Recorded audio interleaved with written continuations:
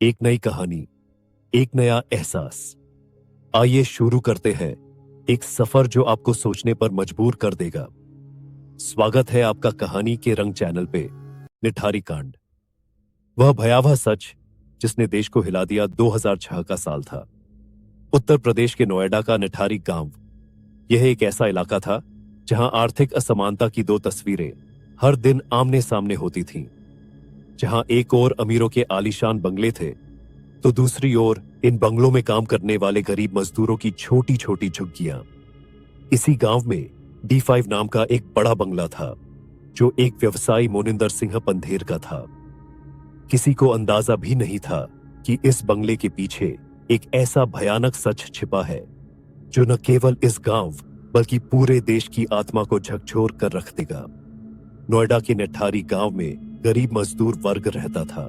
वहां के लोगों के बच्चे अचानक गायब होने लगे। कोई स्कूल के लिए निकला और वापस नहीं आया, तो कोई खेलते खेलते लापता हो गया। शुरुआत में इन गुमशुदा बच्चों के माता पिता पुलिस के पास गए, लेकिन उनकी शिकायतों को अनसुना कर दिया गया। पुलिस ने इसे घर से भागने के सामान्य मामले कहकर टाल दिया।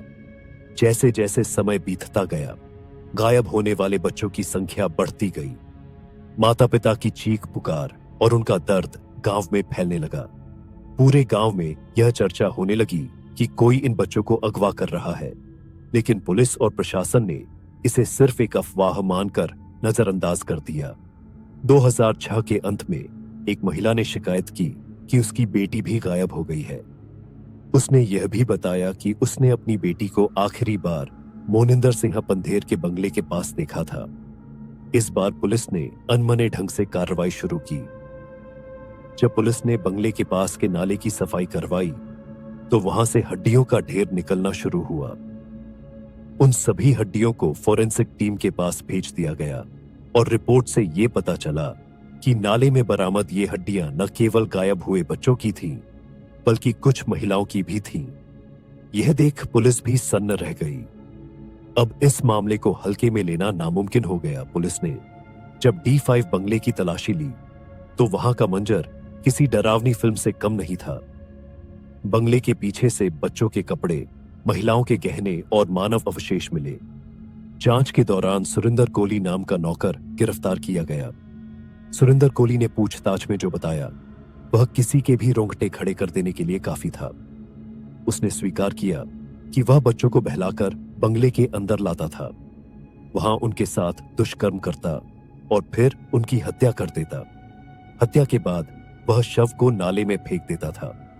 लेकिन सबसे खौफनाक बात यह थी कि उसने यह भी स्वीकार किया कि वह शव के कुछ अंगों को पकाकर खाता था। मोनिंदर सिंह पंधेर ने इन सभी अपराधों में अपनी संलिप्तता से इनकार किया। उसने दावा किया कि उसे कुछ भी नहीं पता था और यह सब सुरिंदर कोली ने किया। लेकिन गांव वालों और पीड़ित परिवारों का कहना था कि मोनिंदर सिंह पंधेर को इन सब के बारे में पता था। यहां तक कि कई सबूत यह इशारा करते थे कि वह खुद भी इन अपराधों में शामिल था।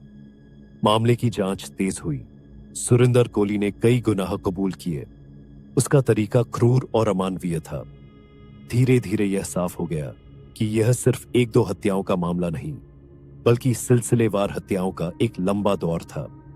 कुल मिलाकर 19 बच्चों और महिलाओं के लापता होने और हत्या की पुष्टि हुई। अदालत ने 2010 में सुरिंदर कोली को दोषी ठहराते हुए फांसी की सजा सुनाई। मोनिंदर पंधेर को भी इस मामले में सजा हुई, लेकिन बाद में वह कुछ मामलों में बरी हो गया।